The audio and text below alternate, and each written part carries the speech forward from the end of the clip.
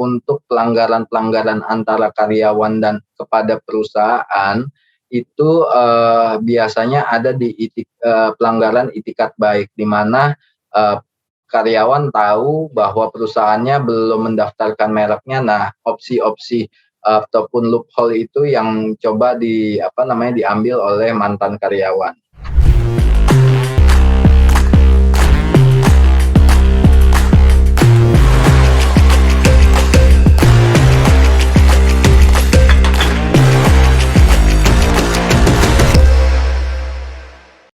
Saya langsung saja, karena untuk, kalau untuk merek, kenapa saya tidak bahas secara rinci, memang kalau merek itu kan terkait dengan, brand-nya usaha, gitu. Dan memang, terkait dengan, lahirnya sebuah merek itu pasti proses penciptaannya itu ada di hak cipta.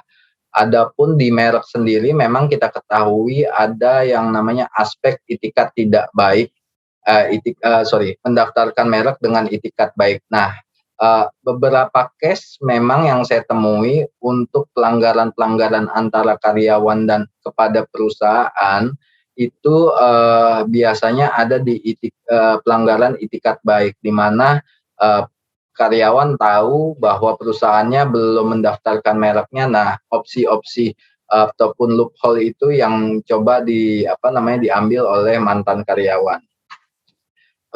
Tapi, itu tidak akan saya bahas lebih lanjut karena kita akan langsung ke desain industri. Nah, memang di antara desain industri, hak cipta, dan juga, paten, memang ada beberapa keyword yang, saya dapatkan, dari ketiga kekayaan intelektual ini. Tapi untuk dalam desain industri sendiri sebenarnya, pada poinnya ketika seseorang itu menciptakan ataupun, melakukan pembuatan desain industri, maka yang memegang hak itu adalah orang yang memang mengerjakannya, kecuali memang itu diperjanjikan lain. Nah, untuk beberapa ini yang saya tidak cantumkan adalah terkait dengan ketentuan antara, hubungan dinas, yaitu pemerintah dengan, ASN ataupun pemerintah dengan pihak ketiga. Nah, pada prinsipnya memang kalau secara pengaturan untuk dinas baik ketiga tadi, desain industri, hak cipta, dan juga paten, itu kepemilikannya jatuh kepada instansi tersebut. Nah, selanjutnya ada pada hak cipta. Memang untuk di hak cipta sendiri, lebih banyak pengaturannya daripada di, desain industri. Nah, untuk dalam lingkungan swasta, poinnya adalah, hak cipta itu jika memang dalam hubungan kerja, opsinya bisa 2, bisa dimiliki oleh si karyawan sendiri karena tidak ada pengaturannya, atau itu menjadi milik perusahaan karena sudah diatur di dalam ketentuan, perjanjian kerja misalnya. Ataupun ada beberapa perusahaan yang memang melakukan, pengaturan pengalihan hak kekayaan intelektual itu secara dokumen terpisah, sampai dengan, nantinya confidential agreement ataupun perjanjian non kompetisi. Nah, tapi dari hak cipta sendiri sama seperti desain industri tadi, poinnya adalah siapa yang memegang hak adalah orang yang menciptakan. Ketika orang yang menciptakan itu tidak ada pengalihan hak ciptanya, maka, dia harus dianggap sebagai pemiliknya. Tapi ketika sudah dialihkan, maka kepemilikan tersebut, hak ekonominya itu menjadi beralih kepada, pihak yang menerima pengalihan. Tetapi untuk hak cipta sendiri, hak moralnya itu tetap harus dijaga, kecuali memang diatur lain. Karena ada beberapa pengaturan misalnya untuk penggandaan ataupun duplikasi lebih banyak ataupun diteruskan kepada pihak lain, ketika sudah dialihkan ada pengaturan keterbatasan untuk, menyebutkan lagi siapa pencipta awalnya. Dan semua itu tentunya tergantung daripada kesepakatan yang disepakati antara perusahaan dan juga karyawannya. Lanjut lalu kepada paten. Untuk paten sendiri dalam hubungan kerja itu prinsipnya adalah sebuah inovasi yang ditemukan. Nah, maka yang memiliki itu prinsipnya adalah orang yang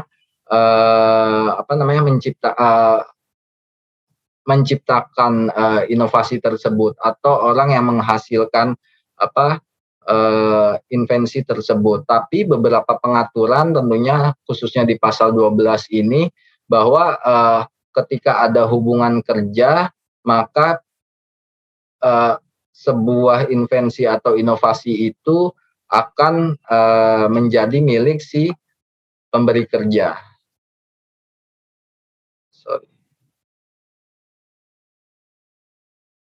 Ya. Nah, tapi poinnya adalah ketika sebuah invensi itu ditemukan, di sini bahwa kita lihat ada yang namanya upaya apresiasi yang diberikan oleh perusahaan kepada si karyawan. Nah, memang dalam prakteknya untuk ayat 4 ini terkadang itu hanya pada jumlah tertentu atau sekaligus, atau yang dianggap sebagai gaji. Artinya apresiasi terhadap karyawan untuk penemuan-penemuan yang mereka temukan atau ciptakan dalam proses bekerja itu hanya sebatas menerima gaji. Tapi untuk saat ini karena teknologi semakin berkembang, lalu juga model bisnis semakin banyak, dan melihat kebiasaan yang terjadi di luar Indonesia, maka ada opsi-opsi lain sebagai upaya perusahaan untuk mengapresiasi kinerja dan ciptaan-ciptaan dari karyawannya. Biasanya ada yang dalam bentuk bonus, atau ada yang lainnya itu berbentuknya berupa saham. Nah, ini tergantung dari masing-masing perusahaan bagaimana cara mengaturnya, ataupun yang lebih cocok dengan kultur di dalam perusahaan tersebut.